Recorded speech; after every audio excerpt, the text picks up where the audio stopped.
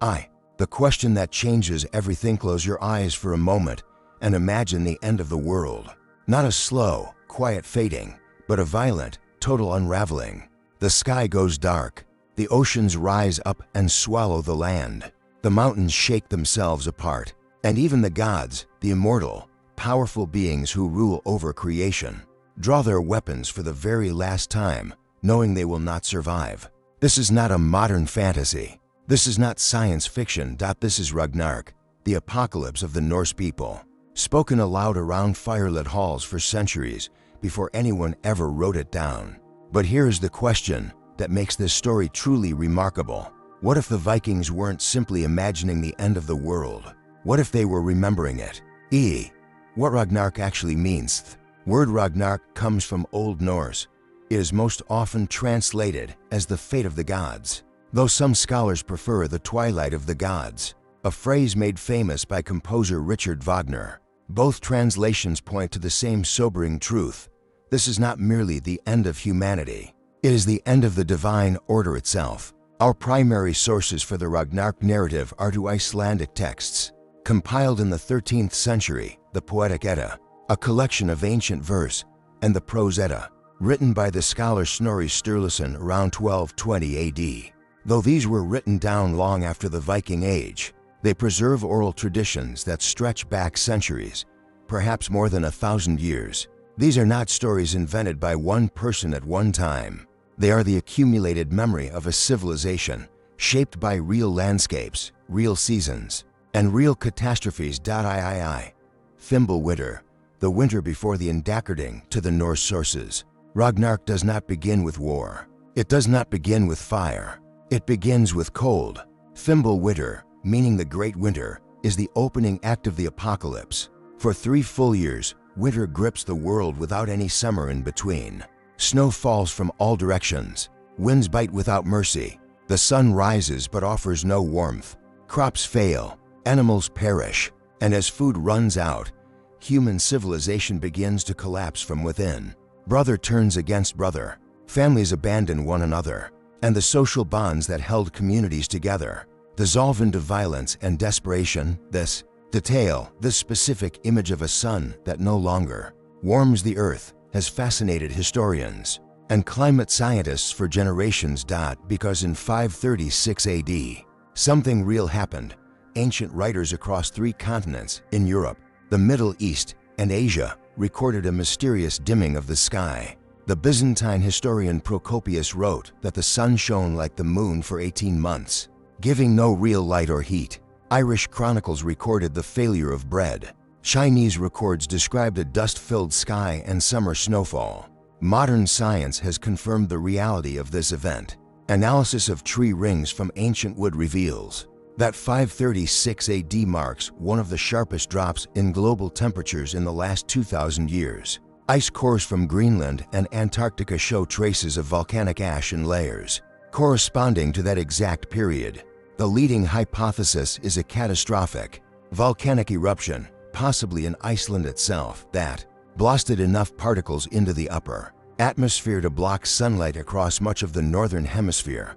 The years that followed were marked by famine, plague, and the collapse of entire societies. It is not difficult to imagine how such an event, experienced by people who had no scientific framework to explain it, might carve itself permanently into cultural memory and eventually become myth. For the unraveling of the world after Fimbulwinter strips the world bare. The Norse myths describe a sequence of cosmic events, a chain reaction of destruction that unfolds with the terrible logic of inevitability.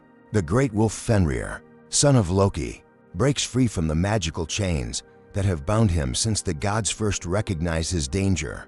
The world serpent Jormungandr, so vast that it encircles the entire ocean and bites its own tail, releases its grip and begins to writhe its way toward the shore. Loki himself, the trickster deity who was imprisoned beneath a mountain as punishment for engineering the death of the beloved god Balder, escapes his bonds. From the realm of the dead marches Hel's army. From the realm of fire comes Surtur, the ancient fire giant, bearing a sword that blazes brighter than the sun. The rainbow bridge Bifrost, the shining arc that connects the realm of the Gods to the world below shatters under the weight of these forces. Marching upon it, the god Heimdall sounds the Jallarhorn, his great warning horn, so loudly that its blast is heard in every corner of existence. Odin gathers his forces for the final battle on the plains of Vigrir, a battlefield said to extend for 100 leagues in every direction.